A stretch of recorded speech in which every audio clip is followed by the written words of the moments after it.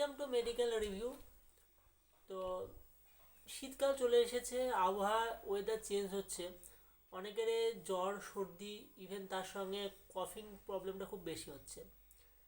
তো অনেকের এমন হচ্ছে যে অ্যান্টিহিস্টামিনিক ড্রাগ ইভেন তার সঙ্গে বিভিন্ন ধরনের অ্যান্টিবায়োটিক্স ও কফ সিরাপ দেওয়ার সঙ্গে সঙ্গেও অনেকে দেখা যাচ্ছে কফটা কমছে না বা কিউর হতে খুব একটা টাইম লাগছে। তো এই সিচুয়েশনে আমরা কি করব, ইভেন তার সঙ্গে আমরা কি কফ সিরাপ ব্যবহার করলে আমাদের খুব একটা ভালো রেজাল্ট আমরা পেতে পারি। তো চলো ভিডিওটি প্রথম থেকে শেষ পর্যন্ত দেখতে থাকো। আমি সঙ্গে রয়েছি প্রিয়জিৎ আর তোমরা দেখছো মেডিকেল রিভিউ। তো অনেক কিছু নতুন নতুন শিখতে পারবে। তো আজকে যে মেডিসিন সম্পর্কে বলবো, তো এটা একটা অ্যাকচুয়ালি কফ সিরাপ। তো কফ সিরাপটার নাম রয়েছে রেসপিরা ডি। তোমরা দেখতে পাচ্ছ স্ক্রিনে রেসপিরা ডি। তো ইভেন এর যে মেন প্রাইসটা রয়েছে 83 টাকার মতন প্রাইস রয়েছে এবং যে কোনো দোকানে অ্যাভেলেবল রয়েছে।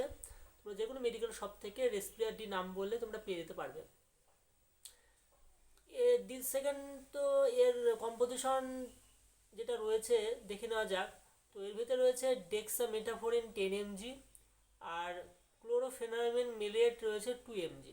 তো অ্যাকচুয়ালি খুব ভালো একটা কম্বিনেশন। যাদের অ্যালার্জিক রিয়াকশান রয়েছে, ইভেন অনেক সময় কফ করতে হতে খুসখুস করছে গলার মধ্যে, হাঁচো হচ্ছে, নাক দিয়ে জল ঝরছে, তো সেই ক্ষেত্রে এই যে মেডিসিনটি রয়েছে এই কফ সিরাপটা খুব ভালো কাজ করে থাকে।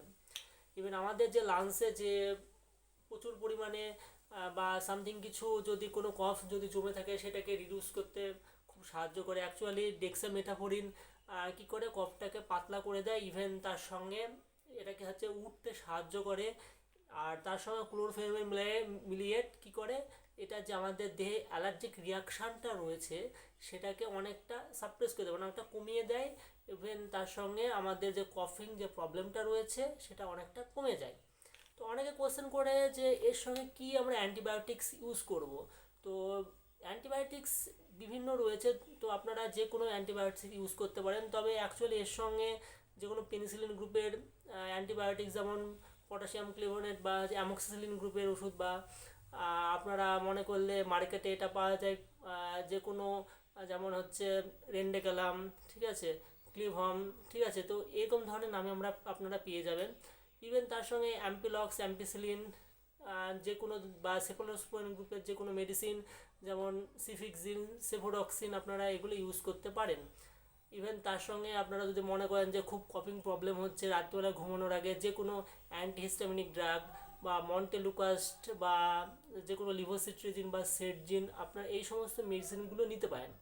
ইভেন তার সঙ্গে আপনাদের চেষ্টা করতে হবে যে লাইফস্টাইলটা অনেকটাকে হেলদি করার চেষ্টা করতে হবে, ঠান্ডা হাতে না লাগে। ইভেন তার সঙ্গে দিনের মধ্যে আপনারা অন্তপক্ষে 3 থেকে 4 বার অল্প পরিমাণ গরম জল করবেন। ইভেন তার সঙ্গে একটু লবণ দিয়ে সেটাকে বারবার বারবার গার্গেল করুন যাতে আপনার কফিং প্রবলেমটা অনেকটা কমে আসে, ঠিক আছে। আর তার সঙ্গে অনেক কিছু খাবার আপনারা একটু মেনটেন করে চলবেন, যেমন বেগুন, মিষ্টি কুমড়ো, পুঁই ডাঁটা, চিংড়ি মাছ, ইলিশ মাছ, এই সমস্ত খাবারগুলো খেলে কাশির পরিমাণটা অনেকটা বেড়ে যায়, কারণ এগুলো খাবারগুলো খেলে অ্যাকচুয়ালি অ্যালার্জিক রিয়াকশানটা বাড়ে, যার ফলে কফিং প্রবলেমটা বেড়ে গিয়ে থাকে। তো অ্যাকচুয়ালি রেসপিরা ডি অ্যাকচুয়ালি খুব ভালো একটি কফ সিরাপ, আপনারা অনায়াসে ব্যবহার করতে পারেন। তো এবারে ডোজ সম্পর্কে বলে দিই। তো অ্যাকচুয়ালি যারা বয়স রয়েছে 12 বছরের 12 থেকে 14, তারা 5 ml দিনে 3 বার খাওয়ার পরে। ইভেন যাদের অ্যাডাল্টদের জন্য এটা 10 ml TDS 3 বার দিনে খাওয়ার পরে খাবে। আর এর যদি বলা যায় যে সাইড এফেক্টস, এর এমন কিছু হিউজ বা মেজর কোনো সাইড এফেক্টস নেই। তো খাওয়ার পর অনেক একটি অ্যাসিডিটি প্রবলেম হতে পারে। তো আপনারা যখন এই মেডিসিনগুলো খাবেন আপনারা হয় পিপিআই ড্রাগ বা অ্যান্টাসিড ড্রাগ আপনারা খেতে পারেন তার সঙ্গে, যাতে আপনি অ্যাসিডিক প্রবলেমটা না হতে পারে। অনেক সময় যে মুখের ভিতরে একটু জ্বালাপোড়া করতে পারে বা একটু অ্যালার্জিক রিয়াকশান কিছু কিছু ক্ষেত্রে দেখা যায়, সবারই মধ্যে এটা দেখা যায় না, একটু ড্রাই মাউথ হতে পারে, ঠিক আছে। তাছাড়া এর এমন কোনো সাইড এফেক্টস নেই। তো সেফেস্ট একটি মেডিসিন, আপনারা অনায়াসে ব্যবহার করতে পারেন। আর প্রেগনেন্সির ক্ষেত্রে, হ্যাঁ প্রেগনেন্সির ক্ষেত্রে এটা অবশ্যই দেওয়া যায়, কিন্তু সেটা যে গাইনোলজিস্ট দেখছে তার আর কনসালটেশনের উপরে এটা ডিপেন্ড করে থাকে। তো ব্রেস্ট ফিডিং মাদাররা অনায়াসে খেতে পারেন, প্রবলেমের কিছু নেই। তো আজকে ভিডিওটা এই পর্যন্তই ছিল। তোমরা প্রচুর প্রচুর আমার ভিডিওটা শেয়ার এবং লাইক করো, আর ভিডিওটি লাইক করার মাধ্যমে আমাকে একটু উত্তেজিত করো।